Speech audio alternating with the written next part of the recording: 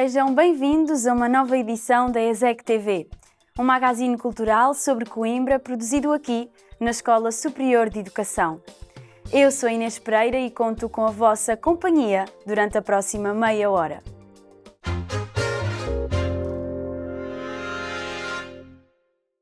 Desde os anos 80 que Fernando Meireles se dedica à construção e reparação de instrumentos tradicionais portugueses e pelo caminho vai ensinando a sua arte. Utilizando técnicas ancestrais e materiais de qualidade, cada detalhe conta para o enriquecimento do instrumento e da sua sonoridade. No seu ateliê, um espaço que fica na Associação Académica de Coimbra, constrói guitarras, violas, bandolins, cavaquinhos e também sanfonas, um instrumento que se mantém vivo através das suas mãos.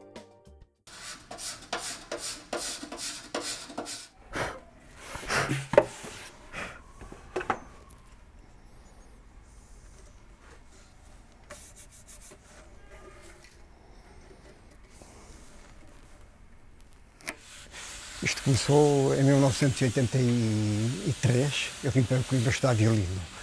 E na altura a música portuguesa estava a crescer muito. Tínhamos saído do 25 de Abril, todo aquele período pós-revolucionário, muita coisa à volta da cultura tradicional, da música tradicional. E eu comecei a estudar violino, mas andava aqui na academia, no GEFAC e essas coisas assim. O GEFAC é um organismo aqui da Associação Académica que se dedica à divulgação da cultura tradicional e eu andava aqui também. Eu tinha um cavaquinho e na altura saiu o disco do Júlio Pereira sobre o cavaquinho.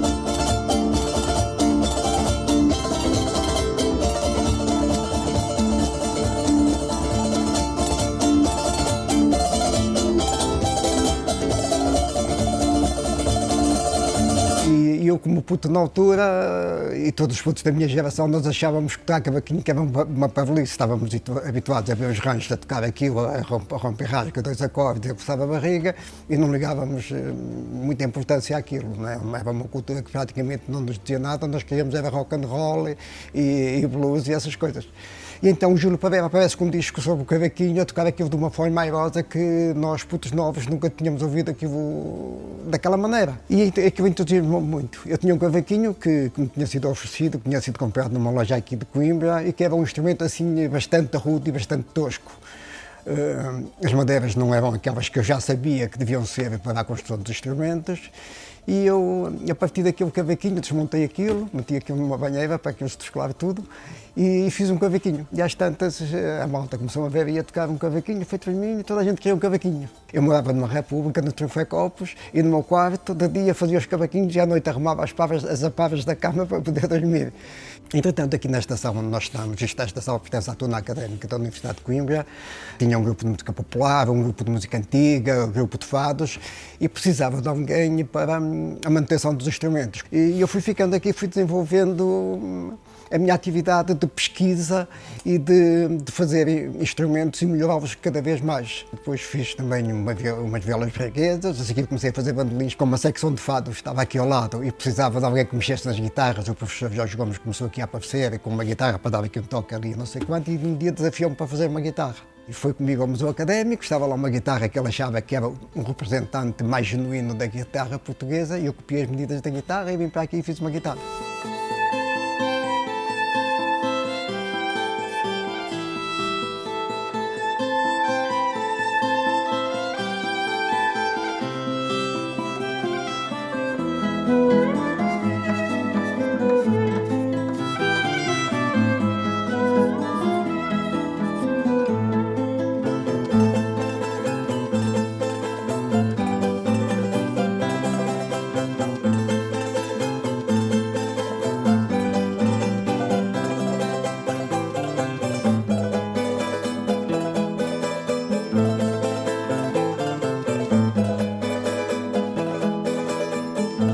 A evolução deu-se praticando.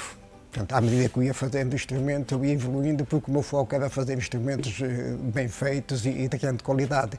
Eu conheci o Pedro Caldeira Cabral, ajudou-me a evoluir bastante, porque é um músico bastante exigente. O próprio Júlio Pereira, quando ouviu falar que havia um puto em Coimbra que fazia cavaquinhos e que afinavam, que os cavaquinhos na altura não afinavam por lado nenhum. Ele veio logo ter comigo, eu fiz-lhe um cavaquinho, depois fiz-lhe uma viola braguesa, depois fiz-lhe um bandolim com o qual ele gravou o disco O Meu Bandolim, e as coisas foram crescendo assim. Nos anos 90, o GEFAC organizou uma exposição, durante as jornadas de cultura popular do GEFAC, uma exposição de instrumentos tradicionais portugueses, e a coleção era do Museu da Etnologia. E aí eu tomei conhecimento mais de perto com um instrumento que já havia desaparecido completamente durante o século XIX, que era a sanfona. Eu só conhecia a sanfona dos livros, do livro do Ernesto Veiga de Oliveira. Eu tomei conhecimento com ele e falámos sobre a sanfona, e ele ficou muito entusiasmado ao saber que eu estava a fazer uma sanfona. E não havia nada, a não ser umas fotografias no livro dele, de uns desenhos que eram retirados de figuras de presépio do século XVII e XVIII e algumas de Machado de Castro, que eram bonecos de presépio em que havia tocadores de sanfona. E eu, a partir de um daqueles bonequinhos, vi uma das sanfonas que eu achava que era mais maneirinha e que se encontrava mais nas minhas noções de instrumento, de formas e de estética, escolhi aquela e fiz uma.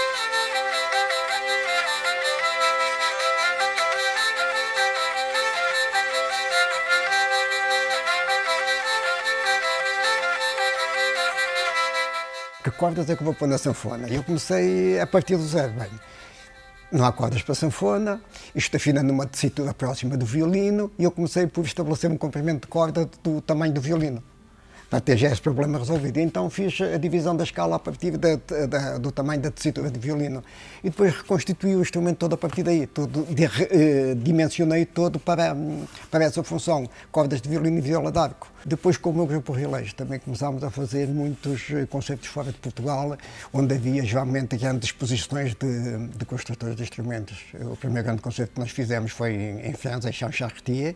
Havia uma feira de instrumentos, era durante 3 dias, e havia 100 construtores de instrumentos do melhor do mundo.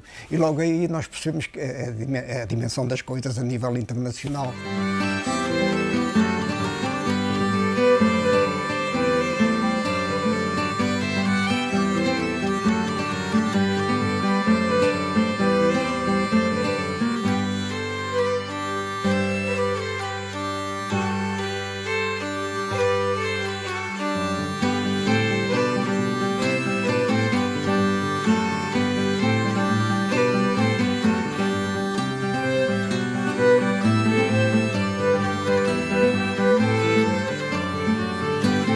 Para responder a um pedido, um desafio de um amigo meu, que é o Bruno Costa, que é um guitarrista de Coimbra.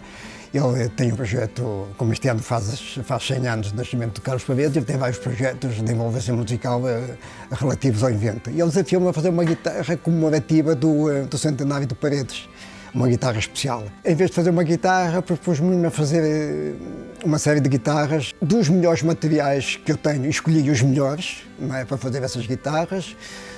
Os leques também, que são os afinadores, tudo isso está a ser feito de uma forma especial, estão a ser gravados à mão, para ficar uma coisa mesmo, pronto, comemorativa dos 100 anos de Paredes, e para não dizer que só é mais uma guitarra, só com o selo do Paredes, não, estas guitarras, e uma escolha dos materiais mais cuidada, dos melhores, escolhi os melhores de todos. Para o instrumento soar bem acusticamente, há coisas que nós não podemos abdicar. Por exemplo, as colas que eu uso cola animal, que é gelatina, que é feita de peixe, feita de ossos e feita de nervos. Isso dá uma característica da riqueza sonora ao instrumento que os outros não têm. O sistema é muito mais prolongado, a cor de som é muito mais doce, muito mais quente, o somatório de harmónicos muito mais rico. Mas isto realmente precisava era de uma escola a nível institucional, porque eu tenho 65 anos. O meu know-how é muito grande, os meus conhecimentos são muito grandes. E depois tem todo este espaço, estes materiais, todo o conhecimento que eu acumulei, gostaria de ver isso entregue a alguma instituição ou alguém que desse continuidade a isto com o mesmo fervor, com a mesma paixão e com a mesma responsabilidade com que eu criei isto. Eu tive a sorte de ter tido alguns alunos que neste momento são considerados dos melhores em Portugal, que é o caso de Orlando Trindade. Há uma escola aqui em Coimbra, que é o Museu da Música, em que o presidente é o Eduardo Loio, ele foi meu aluno.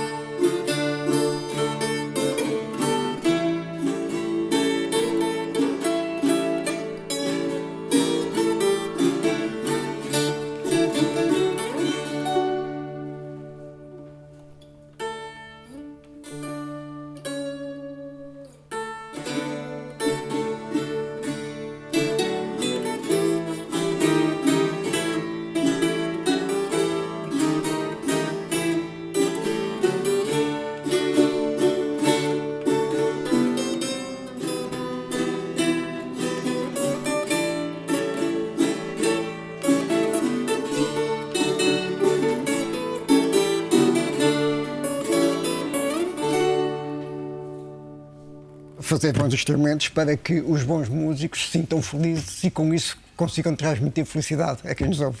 Eu, no fundo, considero-me um distribuidor de felicidade e de alegria, porque gosto disso, gosto de fazer bons instrumentos.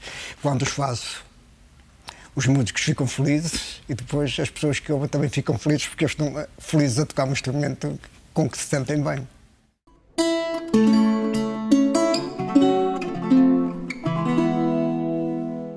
Fomos ao concerto teatral Respirar Paredes, uma criação da Bonifrates com o Quarteto de Coimbra que percorre as fontes da obra de Carlos Paredes, cruzando a música e o teatro. Este espetáculo detém-se em momentos da sua vida. Aponta as suas convicções estéticas, as suas posições políticas e acolhe alguns dos múltiplos olhares sobre a sua personalidade.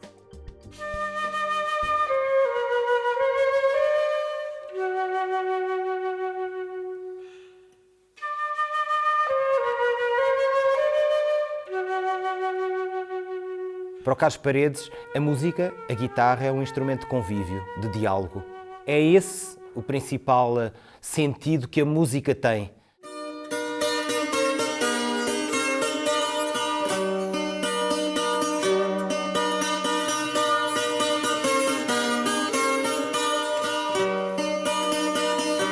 A frase dele é fantástica. Eu gosto tanto da música que não sou capaz de viver às custas dela. E acho que isso temos sempre lições a tirar dessa postura que ele gostou de manter até ao fim.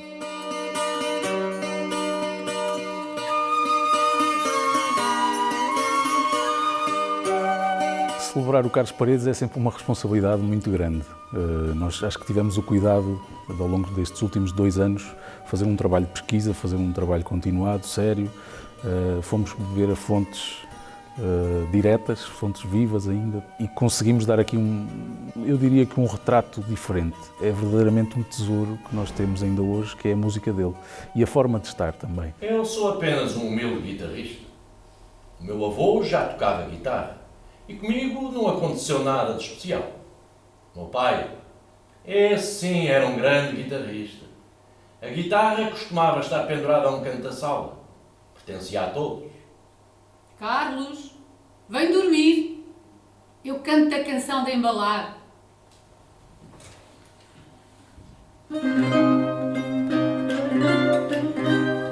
O enfoque dado pelas diferentes pessoas, amigos, companheiros, camaradas do Carlos Paredes são diferentes. E, portanto, o espetáculo reflete isso. É o espelho destas múltiplas vozes. Não se trata de fazer historiografia, trata-se de dar alguns momentos que para nós são significativos, que moldaram a figura musical, mas também a figura cívica, política, humana do Carlos Paredes. Dorme, dorme, meu menino. Dorme, dorme, meu tesouro.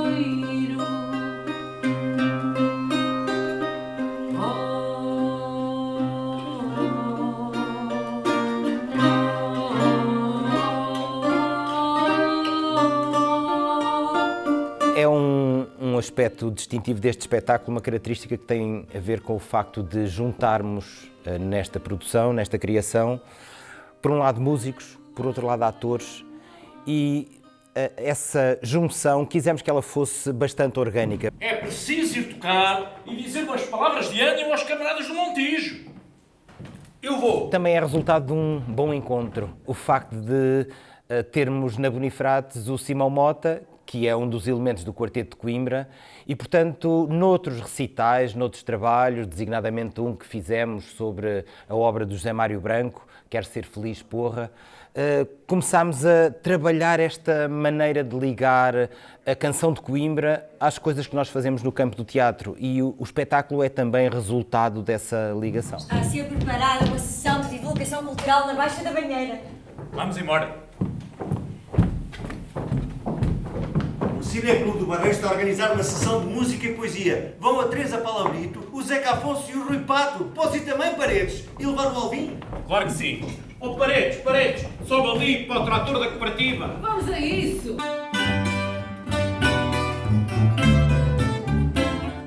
Amigo, abre também a tua voz e vem comigo.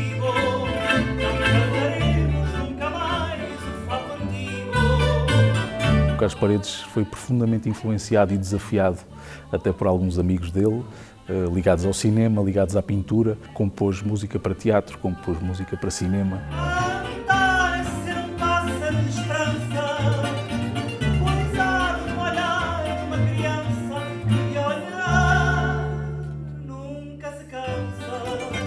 Teve o melhor mestre de guitarra em Portugal, que era o pai, Artur Paredes, e acho que nós conseguimos dar esse ambiente muito bem dos anos 50, depois um pouco mais tarde o período do PREC, que o Carlos Paredes teve foi verdadeiramente foi um servo da Revolução, no sentido positivo. Ele fez questão de ir a todos os sítios, a tocar em cima de tratores, em cima de fardos de palha, e deu a sua música ao povo, e ajudou a construir a liberdade dessa forma. Cantar é não estarmos sós. A arte e as figuras que são faróis são elementos fundamentais. E depois a ideia de alguém que se dedica gratuitamente, no sentido de não procurar com isso necessariamente a satisfação de uma necessidade económica imediata, mas que se dedica toda a vida à paixão por um instrumento, por uma arte e por uma causa, já agora, é algo que de facto nos bate como um sino que nos faz pensar, parafraseando um poema que o Manuel Alegre tem e que gravou com música e acompanhamento do Carlos Paredes. É um sino que nos toca a rebate e que nos faz pensar de facto naquilo que é fundamental, e o Carlos Paredes tem esse condão de, com a sua música, unir e ao mesmo tempo fazer-nos ver mais além.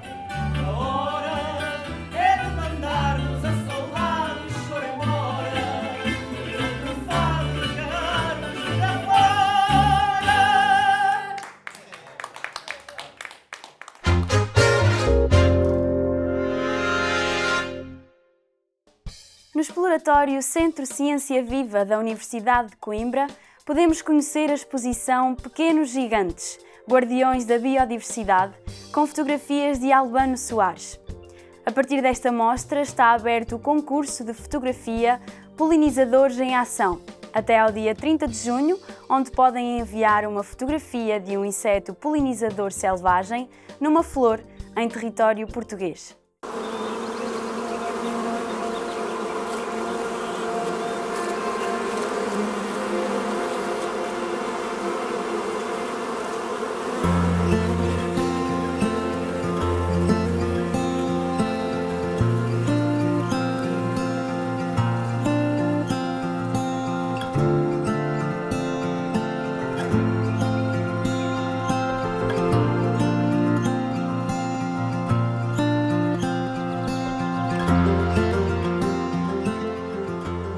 O projeto de polinização é um projeto da Universidade de Coimbra. É um projeto que foi financiado pelo Fundo Ambiental do Ministério do Ambiente e da Energia e tem um objetivo principal, que é criar um plano de ação para a sustentabilidade e para a conservação dos insetos polinizadores em Portugal. E tem uma componente científica, tem uma componente para monitorizar, ou seja, para haver um aumento de conhecimento sobre estes animais, que na verdade nós não sabemos muito em Portugal qual é que é o estado, a abundância, onde é que eles estão. E tem uma componente de comunicação, de ciência também muito forte, que é onde eu estou inserida.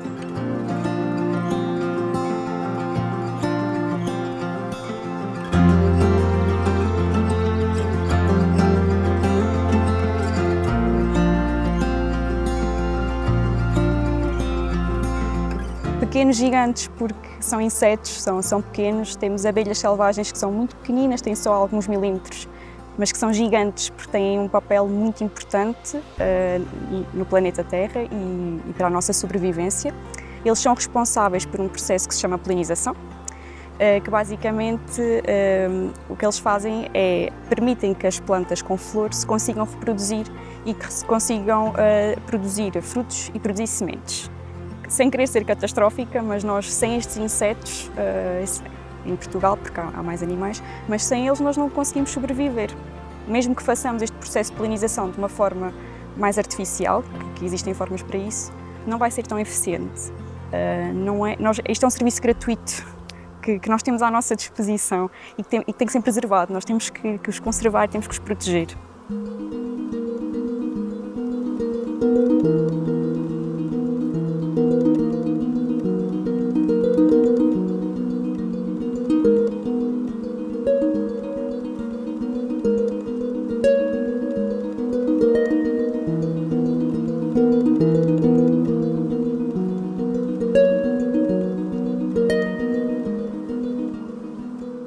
O fotógrafo Albano Soares é um entomólogo, portanto, é uma pessoa que estuda insetos e que é uma das poucas pessoas em Portugal que consegue identificar abelhas selvagens. Isto é importante de referir porque acho que de uma forma geral as pessoas associam a abelha à abelha do mel, mas há muitas mais abelhas, muitas mais espécies. Nós temos mais de 700 abelhas em Portugal e o Albano é uma pessoa central e importante nesta identificação das espécies. Além de ele ser entomólogo, o Albano é fotógrafo e é um fotógrafo muito talentoso e eu contactei com o trabalho dele quando comecei no projeto e para mim foi muito óbvio, ok, nós temos que mostrar estas fotografias às pessoas e mudar aqui um bocadinho a forma como veem estes animais, que às vezes há algum receio, a abelha pica, a maior parte das abelhas selvagens não são agressivas, só as fêmeas é que podem picar, não são animais perigosos no geral e portanto esta colaboração com o Albano também foi um bocadinho lógica e foi fácil, porque o Albano, além de ser entomólogo e fotógrafo, também é uma pessoa preocupada com explicar a importância da biodiversidade dos insetos polinizadores e de sensibilizar as pessoas. Portanto, foi aqui uma sinergia muito fácil e muito orgânica.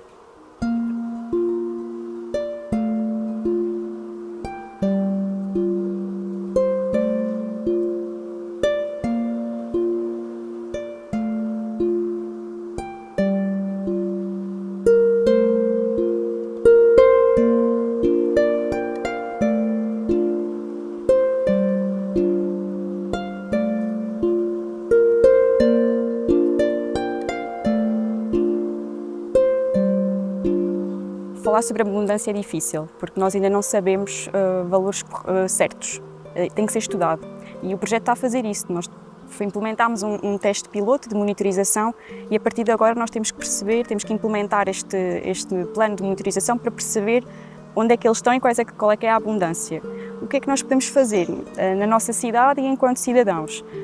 Uma das coisas que a cidade pode fazer é evitar o corte frequente, ou seja, deixar as flores silvestres florescer. Não há mal nenhum, nós temos que mudar um bocadinho a mentalidade das pessoas que às vezes acham isto não está bem cuidado, não está bonito, não está apresentável, mas aquelas flores silvestres que podem estar numa rotunda não têm mal nenhum e são benéficas para nós e são benéficas para os insetos polinizadores.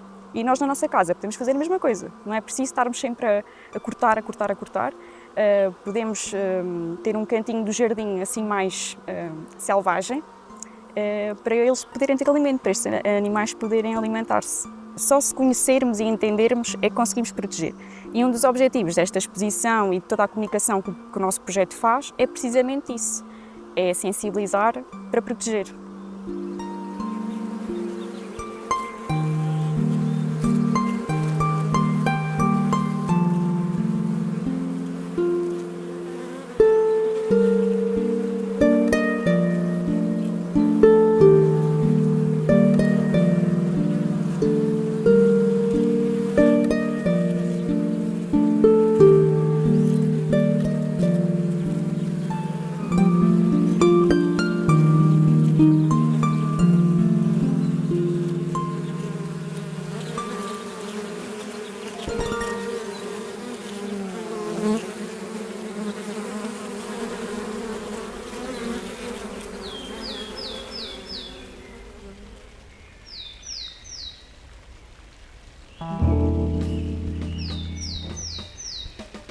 Assim terminamos esta edição. Contamos convosco já na próxima semana, aqui na RTP2. Até lá podem continuar a acompanhar o nosso trabalho na RTP Play e nos canais da ESEC TV. Obrigada por terem ficado desse lado e boa semana!